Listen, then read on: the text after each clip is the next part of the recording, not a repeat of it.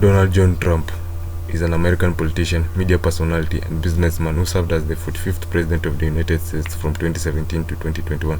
Trump received a Bachelor of Science in Economics from the University of Pennsylvania in 1968, and his father named him president of his real estate business in 1971.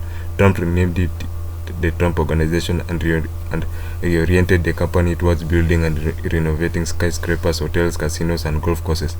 After a series of business reversals in the late 20th century, he successfully launched side ventures that required little capital, mostly by licensing the Trump name. From 2004 to 2015, he co-produced and hosted the reality television series The Apprentice. He and his businesses have been plaintiff or defendant in more than 4,000 state and federal legal actions, including 6 business bankruptcies.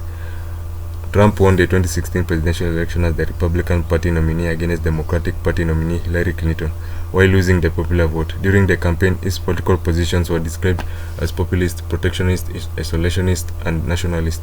His election and policies sparked numerous protests. He was the first U.S. president with no paramilitary or government experience.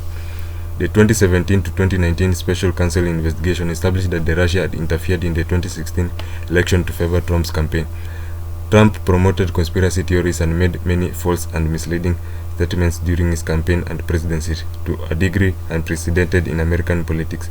Many of his comments and actions have been characterized as racially charged or racist and many as misogynistic.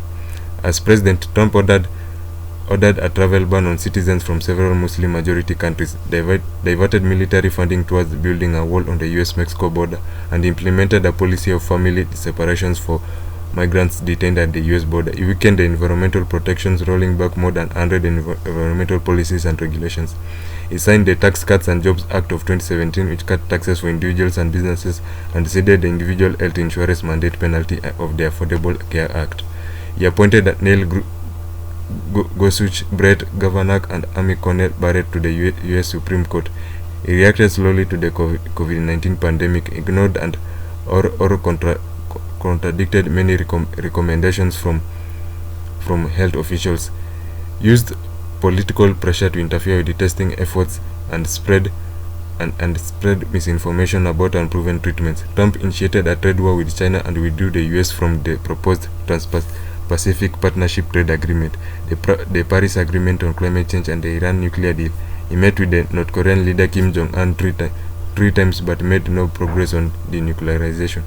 Trump refused to concede defeat after losing the 2020 presidential elections to Joe Biden, falsely claiming widespread electoral fraud, and attempted to overturn the results by pressuring government officials, mounting scores of unsuccessful legal challenges, and obstructing the presidential transition.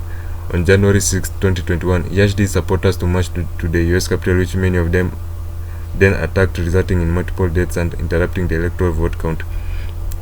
Trump is the only American president to have been impeached twice after he tried to pressure Ukraine in 2019 to investigate Biden. He was impeached by the House of Representatives for abuse of power and obstruction of Congress. He was acquitted by the Senate in February 2020. The House impeached him again in January 2021 for incitement of insurrection, and the Senate acquitted him in February. Scholars and historians rank Trump as one of the worst presidents in American history. Since leaving office, Trump has remained heavily involved in the Republican Party.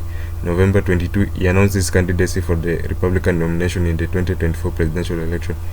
In 2023, Trump was indicted in New York on 34 felony counts of falsifying business records, in Florida on 40 felony counts related to handling of classified documents, in Washington, D.C. on 4 felony counts of conspiracy and obstruction for efforts to overturn the 2020 presidential election, and in Georgia on 19 charges of racketeering and other alleged felonies committed in effort to overturn the state's 2020 election results. Trump pleaded not guilty to all charges.